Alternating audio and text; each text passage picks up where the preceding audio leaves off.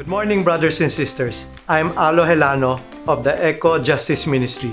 In today's PPC's mini-stream, I'm happy to present to you a video entitled Helping Our Brethren While Building a Forest. In this video, we will listen to an ex-priest who is not only living his life as an environmentalist, but has been practicing Pope Francis' encyclical Laudato Si even before it was written. So without further ado, I would like to present you Brother Larry Pangan. Good morning ho, Brother Larry. Thank you for being available for us for this mini stream of our San Antonio called Eco Justice. We're happy that you are here and that we're happy to learn from you. I will be asking you a few questions on what you're doing. So let me start, Brother Larry. My first question is, please give us a brief background about yourself and how did you start being an advocate of climate change and being an environmentalist?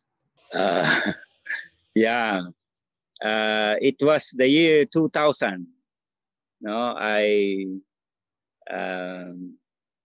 left the priesthood. I was a priest for 10 years. No, I was then I was discerning what to do with my life.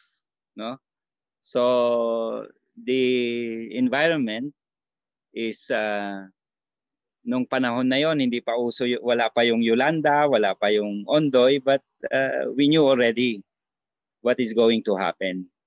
So yun ang napili ko, na bumalik sa kalikasan, mag-farming, magtanim ng mga puno. So that is the simple story from the priesthood to the work for the environment. All right. We understand that you created a forest in Cabangan, Zambales. What do you call this forest or farm? And can you describe this to us? When I was a priest in Japan, I created this alternative pilgrimage for the young Japanese to come to the Philippines and experience the situation in the slums and what are the Filipinos doing to address especially Christians, no, the Catholics, what are they doing to address the problem of poverty. Now, that was long time, no, before mga 20, yeah. And then the Japanese group comes to the Philippines and they visit the slums, and then at the end of their pilgrimage, they plant trees, no, in the mountain. So over about 10 years, they planted, we planted 20,000 trees together with the young people in the local town, in our town. Is that That's where it started. In Cabangan, Zambales? Yeah, in Cabangan, Zambales. Cabangan. I'm sorry, you pronounce it as Cabangan. Yeah. How big is the farm when you started? It was only 12 hectares, I think. Oh. No, the original land was only 4 hectares. And then we expanded and we got the mountain side of the land was really denuded, no? And there is fire every year. So to protect our own trees, we have to extend the boundaries so that we can prevent the fire from coming. So it expanded to 12 hectares. And then now, because of all the other people who are helping us, we have about 30, 40 hectares now of forest land. Yeah. A while ago, you mentioned about yourself, and you said that you were an ex-Columban priest. And let me backtrack on that because the viewers might be interested in this. And when you left the priesthood, did you marry? Do you have a family? That wasn't mentioned a while ago, but for the interest of the viewers, let me ask that question if it's not too personal, Brother Larry. Yeah, I fell in love with a Chilean lay missionary, si Vero, who is my wife now, and we have 3 children. But instead of working in a company or doing business or getting employed, I decided to do farming. Uh, Not only planting trees, but also doing organic farming. Uh, so that is the course that I followed, a little bit different from the usual one. When you leave the priesthood, you become a teacher, or you work in a company like that, or do business. Brother Larry, I know you, each and every farm, there is a name that is called. Can you tell the viewers what do you call your farm in Cabangan, Zambales? We call it Birdland Care Commune. Interesting. Besides planting trees, does Birdland have other plants or livestock? And can you give us a background of this? Yes, we have ducks, and we have ducks in combination with rice. We grow ducks, and the ducks uh, eat the grass and the insects and the snails in the rice field, and they poo-poo in the rice field, and we feed them with naturally with what is in the rice paddies. So there's a symbiosis between the rice, the ducks, and the fish, and the other vegetables in the farm. Yeah. We use the manure of the ducks for our vegetables. How about produce from trees and from your other plants? What are the products that you have? Yeah, we have fruits, but they are not yet, because they are not yet. Or vegetables. Vegetables, we have vegetables like tomato, lettuce, and we tried broccoli, eggplant. We have a pinakbet garden. All the ingredients of pinakbet we try to grow in our place. So are these vegetables, this produce is being sold to the market, and do you make money from them? In the beginning, we just grow it for ourselves, no?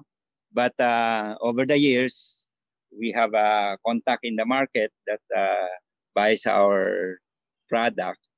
And just recently, because of the connection between Father Rio and the farm, we are selling it all the way up to San Antonio, Santuario de San Antonio. We have a lot of duck eggs. We are selling duck eggs, salted duck eggs. Do you also sell ducks as it is, or dressed ducks? Yeah, we have bottled duck adobo. Seasonally, we have to cull the ducks every 1 year and a half or 1 year, like that. So we also process the meat and bottle them. Brother Larry, besides the ducks, what other livestock do you have that is for sale or for use in your farm? We have a piggery for pigs. Do you sell? Do you sell piggery. that, or it's just there? No, it's just for our consumption. But there's one point that we were selling pigs also before, but we concentrated a little bit on the duck. But this coming year, because of the ASF, we reduce our production of native pigs. Okay. As mentioned a while ago, your Birdland is a forest and a farm. Do you sell logs or woods, or do you cut them down for other products? Basically, we just use it for the farm, no? But the volume already reached to the point where we can make furnitures and toys and things like that. So last December, we tried to make a toy craft out of the wood from the farm. No? But I also do woodworking. So Okay, that's very interesting. So your farm is almost like a complete set of products. Like you have livestock products, you have fruit and vegetable products, and you have the wood itself. yeah. We designed the farm to divide the forest into three layers. The structural forest, where we don't cut the trees, we leave the native trees especially, and then we have a timber plantation for timber or wood, and then there is the orchard for fruit trees. Now that is the ideal system of reforestation that we learned from the Aita people. Yeah. I've been there and I saw the Aita people who is helping you in your farm. Can you tell us how many Aita people are working in Birdland Care Commune? And it's interesting that we want to find out how are they compensated. We have a community, and we we are providing the housing for them and for their families, and we have about eight families now. Uh, about five families are living with us. The other ones they have their own homes. No, they have a monthly allowance and rice. No, we give them rice, and yeah. So that is the program. So this Aita who helps till the farm are paid in kind, like rice. Yeah, but they also have their own. Each family gets, if they are the new ones, get 4,000 a month, but the older ones they get 5,000, and the oldest one they get 6,000 every month for their family. Aside from the rice and the vegetables that they can get in the farm. Oh, interesting. So they are paid both in cash and in kind from the produce of the farm itself. Yeah. Before we move on, we understand that you deal with Father Rio. For the benefit of the viewers, especially the parishioners of San Antonio, can you tell us how you and Father Rio got together and eventually partnered yourself in this endeavor? My connection with Rio was long time ago when I was still a priest. We were together in England, learning about justice and faith in a course, no? And but I never saw him again. We were very close there because we have the same ideas, we have the same thinking about the environment and the problem of poverty all over the world, problem of hunger and poverty, no? And but because I left the priesthood, I've not seen him for almost 20 years. I think it's 20 years. No, that was 1999. How many years ago was that? Yeah, more than 20 years. Yeah, I've not seen him. And then I was invited by the bishop to talk to the Franciscan priest in one of their meetings. I think there were 200 priests there, and brothers. And I talked to them about the book that I wrote. I wrote a book on climate change called Pilgrimage to Paradise, a book that talks about how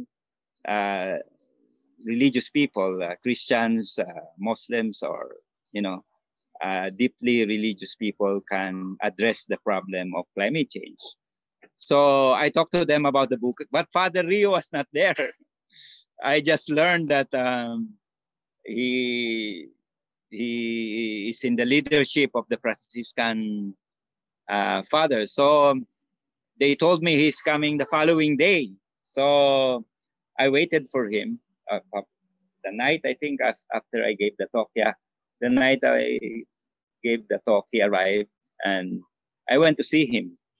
and told him what I'm doing. And after I scolded the Franciscan priest.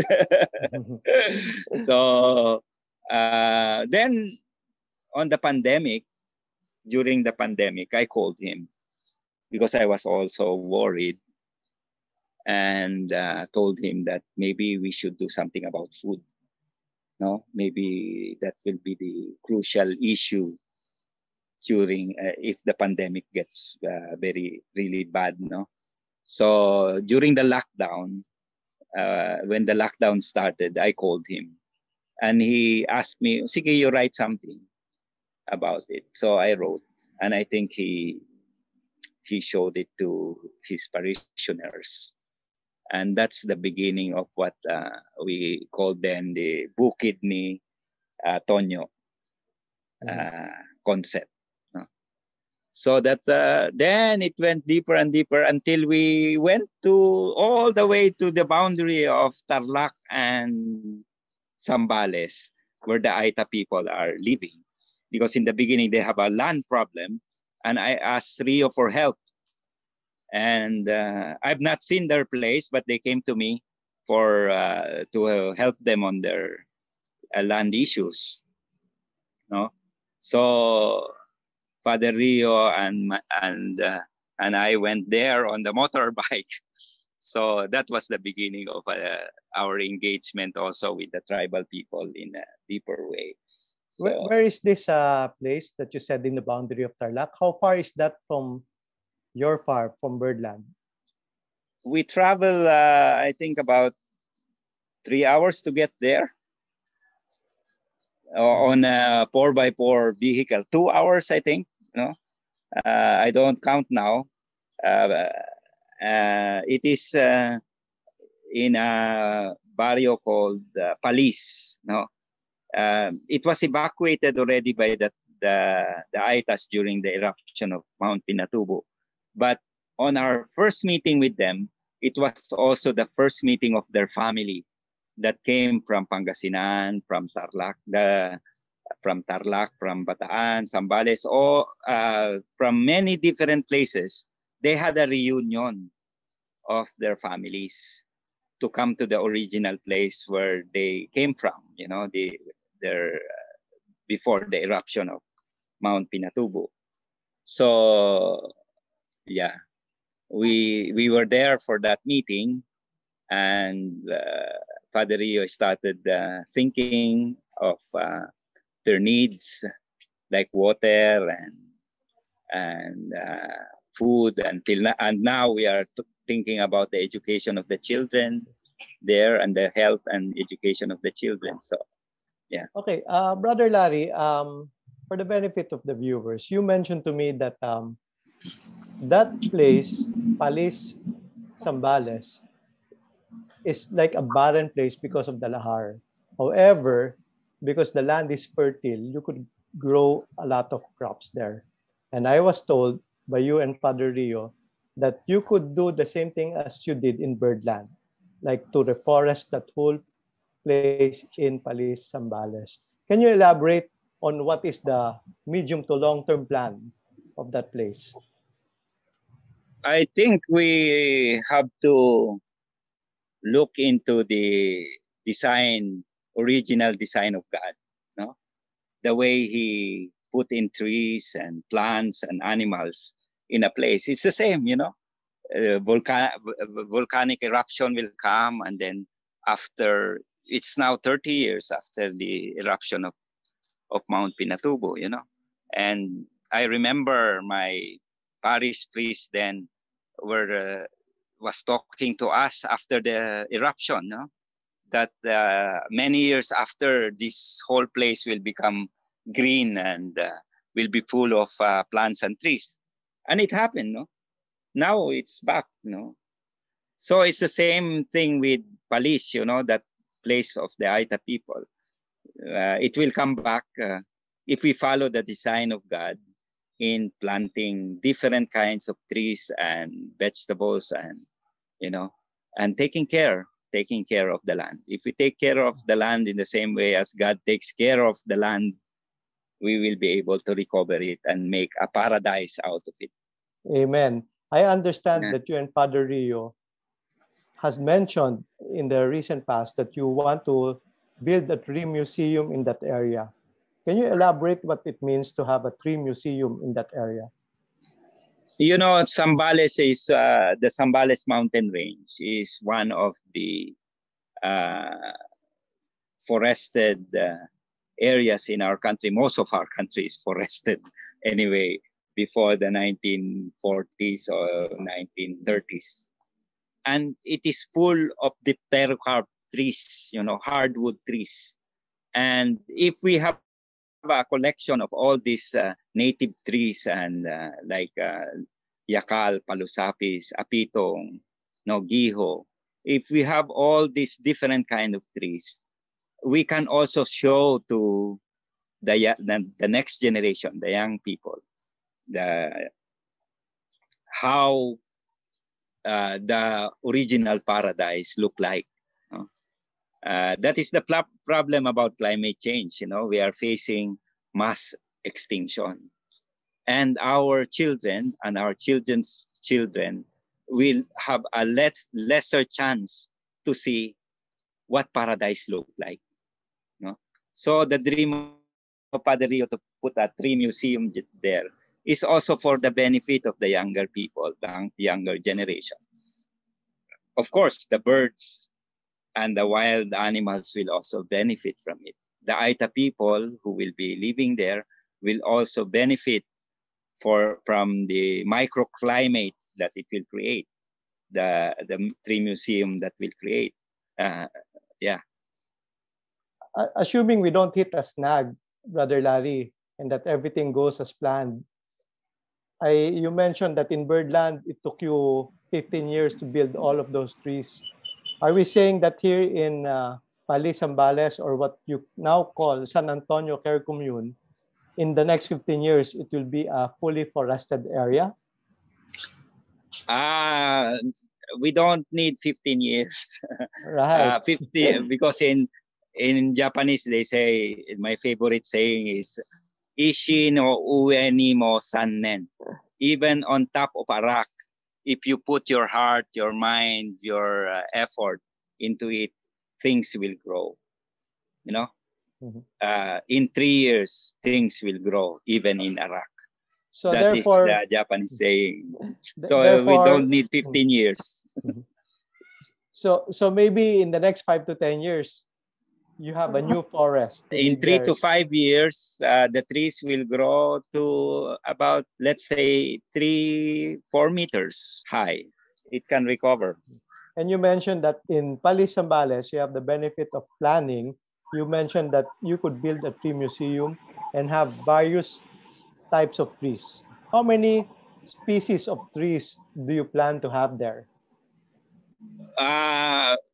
Philip Camara commissioned me once to catalog the species of trees that are in this area. And we already have done about more than 100 of those trees. So we are talking here of about, let's say, 200 different kinds of trees. Or maybe if we are less ambitious, we can say 50 different kind of trees that can be planted there. Father Rio already brought, I think he brought already about 20 kinds or 15 kinds of trees there to be planted. 15 kinds of trees, and how many baby trees are there right now? The seedlings that he brought is, I don't know how many, but we have one load of the 4x4 vehicle that we are using. No, I used to to ride on the back of the 4x4, but he put all the plants there, so I have to sit on top of the roof. So, Brother Larry, in the next 5 years, we could safely say that we have a brand new forest, and this time it's in Pali, Zambales. Yes, hopefully. Which we call San Antonio Care Commune. And don't forget the bamboo. Exactly. Because we are, when we are reforesting, we I'm stressing this all the time. We don't only plant the trees. We take care of the trees, and we take care of the people who are taking care of the trees. That's why reforestation is expensive, because we don't only plant, we take care of the trees, and we take care of the people who are planting trees.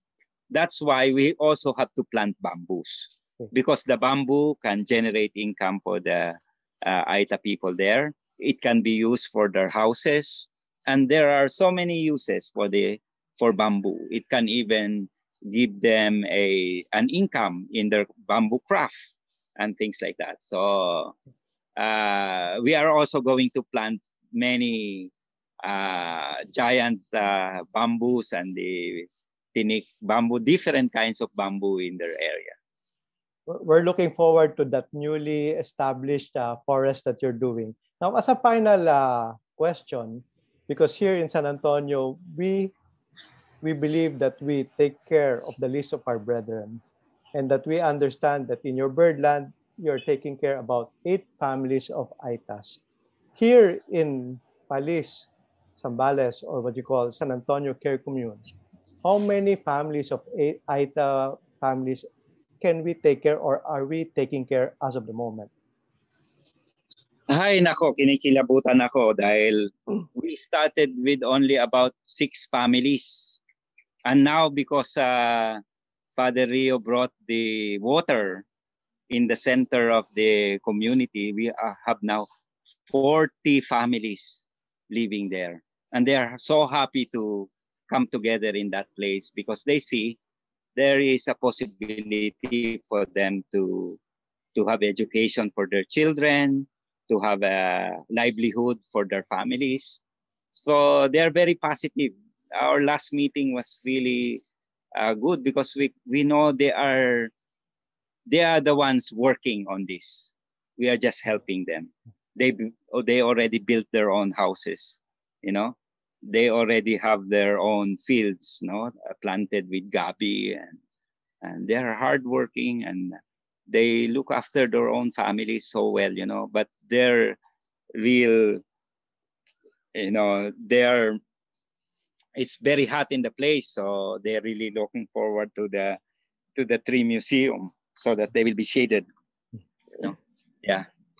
What you said kanina, Alo, about the issue of our poor brothers and the poor environment. There is no other document written that is most moving and inspiring and even scientific in bringing these two issues together, other than Laudato Si. The Pope is really the inspiration for all these things that we are doing. Pope Francis really integrated all the teachings of our Catholic Church into that document, to bring us to this point where we are going to face climate change. He is making us ready, giving us all the faith inspiration to move and tackle the most important issue of our time, climate change. Thank you very much, Brother Larry. We definitely are learning a lot from you. Not only do we see that you are doing a lot of things for the environment and for the earth and for the plants, the trees, but you are helping the least of our brethren. And this is something that is distinct in environmentalists, that you don't only help the environment, but help the least of our brethren, which is something that we as a Christian should do as we move forward, giving glory to God. Thank you very much, Brother Larry, and it is a pleasure for us to have you right now, and that we look forward to seeing your newly established forest, and we would visit also your existing forest in Birdland. Thank you very much, and God bless you po. Thank you also. Thank you very much, Brother Larry. That was such a very inspiring and moving message that you have given us. Maybe be able to follow your footsteps even in our own little way. and that may be able to live our life like what Pope Francis said in the encyclical called Laudato Si. And before we end, brothers and sisters, let us now welcome our beloved parish priest to give us a final remarks. Thank you very much. Maraming salamat sa inyong presensya, sa inyong pakikisa, at hopefully sa inyong pakikilahok. So I personally would like to thank you for joining us in our Eco Justice Ministry. The topic that has been discussed calls for an urgent action, as well as a moral responsibility. Ika nga po we do not inherit the land, our environment, the whole of God's creation. We owe it to the coming generation. And so every action that we are going to make, it's for the future generation. Because from the beginning, God made everything good. To support life, to nurture life, and to have life to its full expression and realization. Sunod po sa natin napakinggan, may mga bagay-bagay lang po ako na nais imbitahan ang bawat isa sa atin. Because it calls for 3 actions. The first is a call to what I would say a conversion in terms of how we look at the reality around us. Second, it calls us how to relate with the rest of God's creation.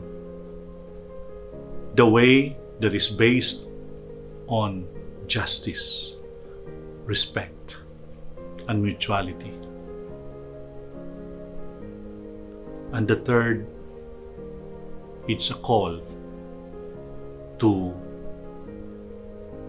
a response that is always life-giving and empowering. So those, I would say, are the 3 demands for us if we want to change our situation. There is an urgency. And I said earlier, it's a moral responsibility. And we cannot wait for tomorrow. We have to begin now what we can best contribute and do. So in this way, again, it invites us to 3 important things. It's an invitation that we may able to give generously.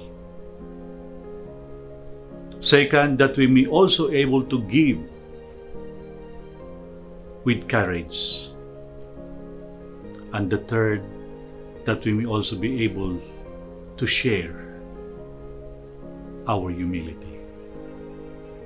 So it's generosity, courage, and humility that will help us through these challenging times.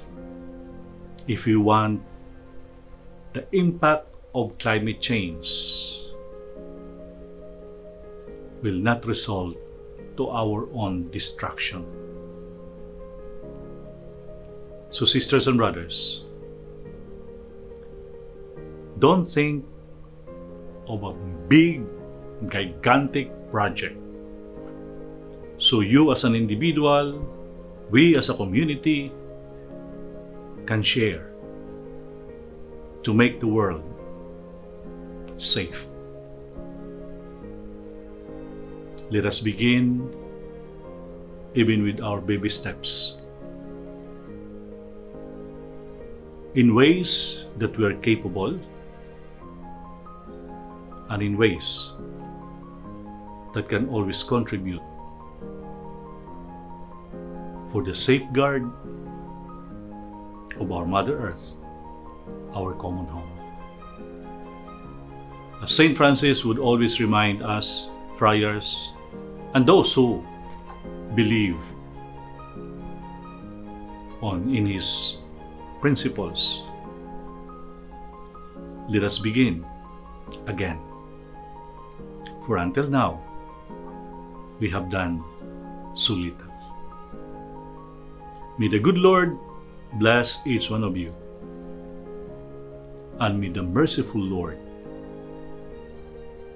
embrace our human frailty, and that the compassionate Lord will strengthen us always.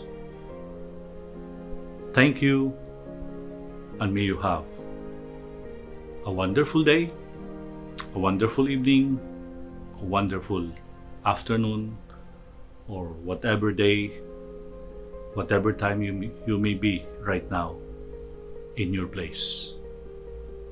Let us always remember, all time is God's time. Every action should be for God and belonging to God.